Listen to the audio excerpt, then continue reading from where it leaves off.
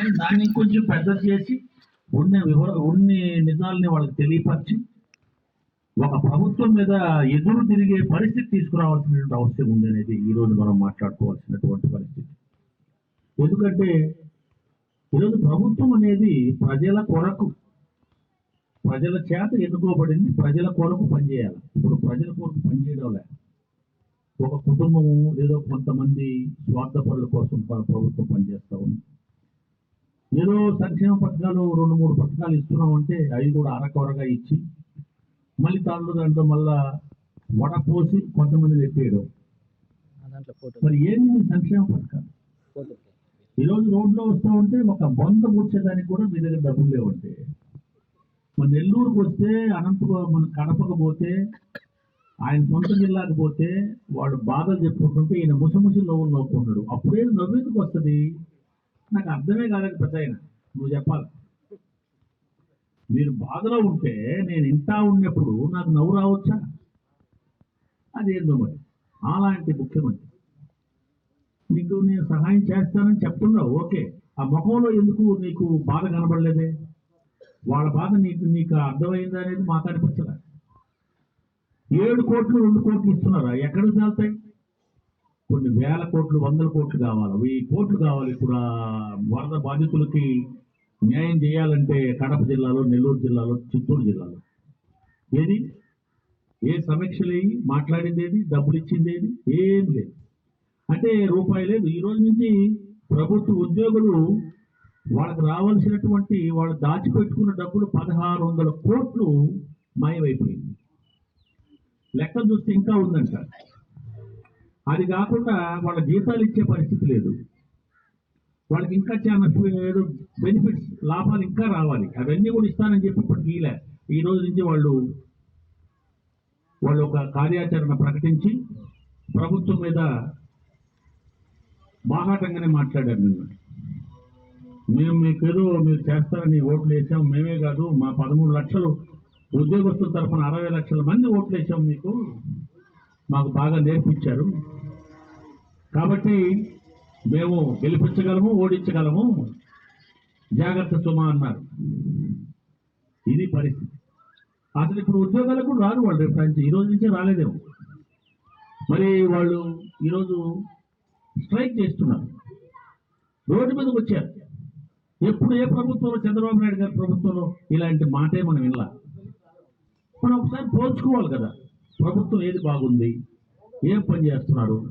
రైతులకు కావాల్సింది చెరువులు, చెరువు కట్టలు, కాలువలు.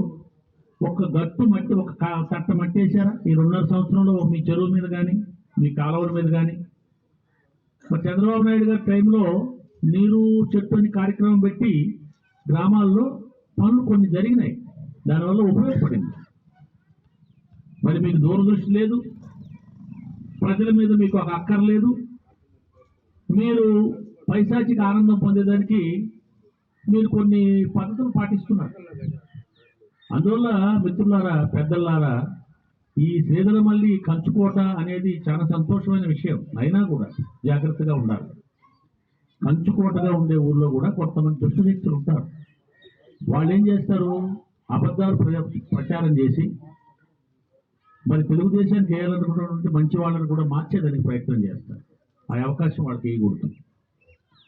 ఆ అవకాశం ఇవ్వకుండా ఉండాలంటే మీరు చాలా జాగ్రత్తగా, ఎన్నికలు ఇంకా టైం ఉంది, కానీ 2.5 సంవత్సరం ఉంది, కానీ ఆయన 1 సంవత్సరం ముందే పెడతారంటున్నారు. 1 సంవత్సరం ముందే అంటే 23లో లేదా 22 ఆఖరిలో.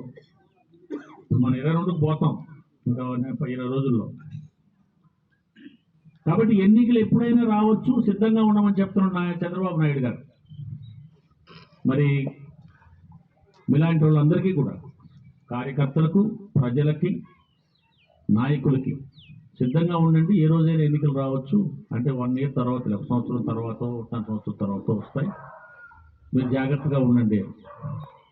అందువల్ల ఈరోజు బడుగు బలహీన వర్గాలు అంటే వెనకబడిన తరగతుల వారు, ఎస్సీలు, ఎస్టీలు, మైనారిటీలు అందరూ కూడా ఆలోచించుకోవాల్సిన సమయం అవసరమైంది. ఈరోజు ఈ ప్రభుత్వంలో మనకి ఏం ఒరిగింది, ఏం మేలు జరిగింది? ఒక అవకాశం ఏమని చెప్పి తీసుకున్నారు, ఒక అవకాశం ఇచ్చారు. ఆ అవకాశం తీసుకొని మనల్ని కుదురుతున్నారు తప్ప ఒక్క మంచి పని చేయలేదు. అసలు పరిపాలన ఎలా చేయాలో తెలియదు. ఆయన ఏదో ఒక ఆట ఆడుకుంటాడు ఇంట్లో కూర్చుని సబ్జీ. ఆయనకేమి ప్రభుత్వం ఎలా ఉంది, అధికారులు ఏం చేస్తున్నారు, వాళ్ళకి ఆలోచన ఇచ్చేది కానీ, ఒక డైరెక్షన్ ఇచ్చేది కానీ, ఒక విజన్, మనము నెక్స్ట్ ఇయర్కి ఏం చేయాలి, ఇప్పుడు ఏం చేయాలి, అవన్నీ ఏం లేవు. భగవంతుడు ఆయనకి ఇవ్వాలా అసలు తెలియదు, ఆయనకి అసలు అది పట్టదు. మరి ఈ పరిస్థితుల్లో ఆంధ్రప్రదేశ్లో ఏం చేయాలంటే మార్పు కావాలి. ఇప్పుడు మనకి ముఖ్యమంత్రి మారాలి, ప్రభుత్వం మారాలి. దానికి మనం అందరం కూడా ఐకమత్యంగా పనిచేసుకొని మీ ఆశీర్వాదాన్ని మళ్ళీ తెలుగుదేశానికి ఇచ్చి, మీ మద్దతు ఇచ్చి, మీరందరూ కూడా ఐకమత్యంగా పోరాటం చేసి రేపు దుష్ట శక్తుల దగ్గరకు రానియకుండా ఈ అక్రమ డబ్బులు సంపాదించున్నాడు ఆయన లక్షల కోట్ల రూపాయలు. మరి రేపు డబ్బులు తీసుకొచ్చి ఇస్తానంటాడు గ్రామాల్లో, ఎవరి ద్వారానో వాళ్ళ మనుషుల ద్వారా. మరి డబ్బులు మన ప్రజలు ఇస్తా ఉంటే వద్దని లేని పరిస్థితి ఉండొచ్చు. అందుకే మనం ఏం చేయాలంటే తీసుకోండి. చాలా దగ్గరలో అదే చెప్తున్నారంట. కానీ ఓటు మడుపు సైకిల్ గుర్తుకేయండి. డబ్బు అయిందేం కాదులే, మన దగ్గర అక్రమంగా సంపాదించిన డబ్బే కదా ప్రజల డబ్బు. కాబట్టి ఈ నినాదం కూడా అవసరం అవుతుంది.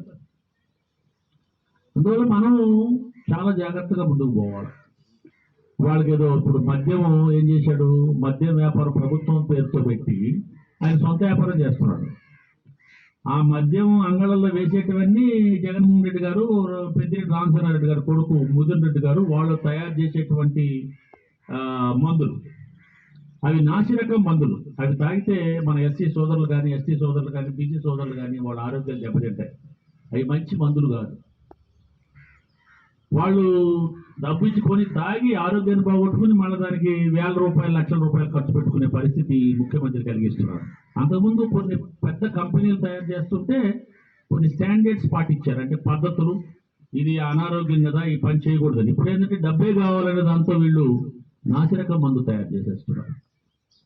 లక్షలాది కోట్లు సంపాదిస్తున్నారు. దాంట్లో ఇసుకలో సంపాదిస్తున్నారు, మరి గ్రావెల్లో సంపాదిస్తున్నారు, సిలికాన్ శాండ్లో సంపాదిస్తున్నారు. మరి ఇవన్నీ కూడా ప్రభుత్వానికి పోవు, ముఖ్యమంత్రి గారికి ఆయన అనుచరులకి పోతున్నాయి. ముఖ్యంగా అనుచరులకు కూడా లేదంట, ఆయన దగ్గరికేనంట.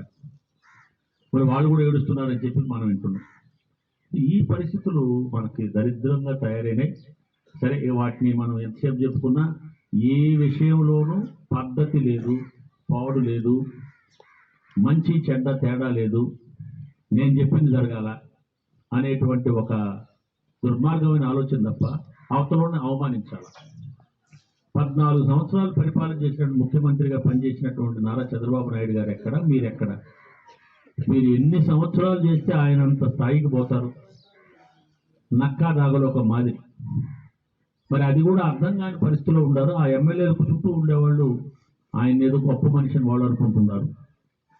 ఇవన్నిటికీ ముగింపు కలగాలంటే 2024-23లో జరిగే ఎన్నికలే ఆ ముగింపు కారణం అవుతాయి. మీరందరూ కూడా ఒక తీర్మానం చేసుకోవాలి మీ మనసులో. ఈసారి ఎట్టి పరిస్థితుల్లో వైకాపా పార్టీ అధికారాలకు రాకూడదు. మనమందరం, మీరు అందరం కలిసి ఈసారి తెలుగుదేశం పార్టీ అధికారులకు రావాలా, మనందరం బాగుపడాలా. నారా చంద్రబాబు నాయుడు గారు మళ్ళీ ముఖ్యమంత్రి అయితే మంచి పనులు మొదలు పెడతారు. అయితే ఆయనకు కూడా చాలా ఇబ్బంది. ఏంటంటే రాష్ట్రాన్ని మొత్తం సర్వనాశనం చేశాడు ఈయన. అది కూడా మనం గుర్తుంచుకోవాలి. పైసా లేదు. మరి ఆయన ఏదో సొంత ఆలోచనలు చేసి ఇతర దేశాలతో లేదు ఎవరినో మంచి ఆలోచనలు తీసుకుని ఆయన కూడా సంపాదన కావాలి కదా. సంపద సృష్టిస్తే కానీ మనకు డబ్బు ఖర్చు పెట్టలేదు కదా. ఆ పరిస్థితులు కూడా ఉన్నాయి. అయితే ఆయనైతే అవన్నీ ఎదుర్కొని సాధించుకోగలరు. అనుభవం ఉంది, చదువు ఉంది, ఓపిక ఉంది. ఈయనకి చదువు ఉన్నా కూడా వృధా అయిపోయింది, అనుభవం లేదు, ఓపిక లేదు. కాబట్టి ఈ పరిస్థితులన్నీ ఉన్నాయి. మిత్రులారా, మీరు చాలా సంవత్సరాలు, నేను ఇప్పటి నుంచి కాదు, నా 1982లోని పార్టీలో చేరి 83 నుంచి ఉండేటితో కూడా మరి అనేక సంవత్సరాలు ఇక్కడ మన లోకల్ నాయకులతో కలిసి పుస్తకమల్లిలో తిరిగి ఉన్నాను, ప్రచారాలు చేసి ఉన్నాను. నాకు చాలా మందితో పరిచయం ఉంది ఇక్కడ, అందరూ తెలిసిన వాళ్ళే. మీ అందరినీ ఈరోజు కలుసుకోవడం చాలా భాగ్యంగా ఫీల్ అవుతున్నాను. చాలా రోజుల తర్వాత మీ గ్రామానికి రావడం, మిమ్మల్ని అంతా కలవడం, నల్లపరెడ్డి శ్రీనివాసరెడ్డి గారు చెప్పినట్టుగా ఇది ఒక మహద్భాగ్యంగా మన నెలవు సుబ్రహ్మణ్యం అన్న కానీ నేను కానీ వేదిక మీద ఉన్న అందరూ కూడా అనుకుంటాం. అయితే ఇంకా చాలా మంది వచ్చుంటే బాగుండేది ఈ సభకి. ఏం పురుషోత్తం పనుల కాలమా? మరి అందరూ కూడా మనతో కలిసి మాట్లాడుకునే అవకాశం కలిగేది. ఏది ఏమైనా నెలవు సుబ్రహ్మణ్యన్న ఒక ముక్కుసూటి మనిషి, నేరుగా పోయే వ్యక్తి. ఈ డ్యాన్సుగా అంటే బ్యాలెన్స్గా మాట్లాడడం, మనతో ఉంటే ఇంకొకరితో మంచిగా ఉండడం, ఇలాంటివి ఆయనకి నచ్చం.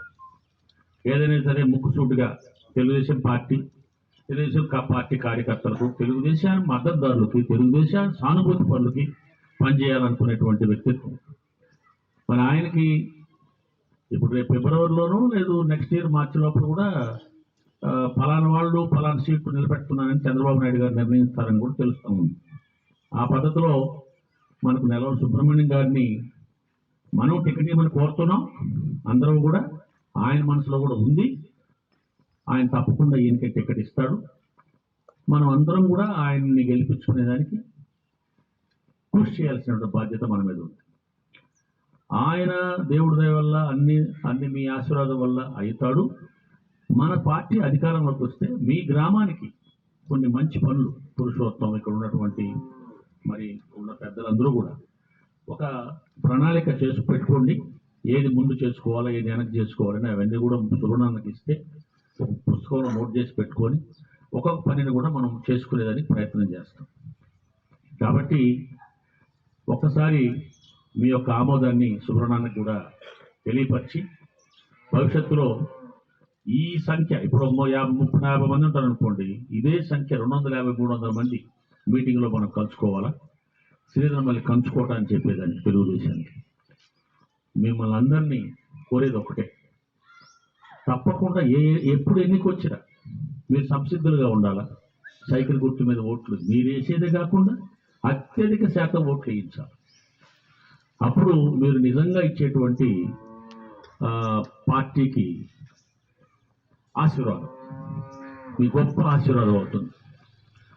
ఇంకొకసారి మళ్ళీ కలిసి మాట్లాడుకుంటాం.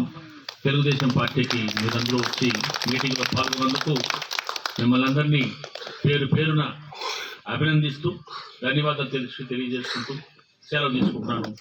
జై చంద్రబాబు నాయుడు, జై తెలుగు.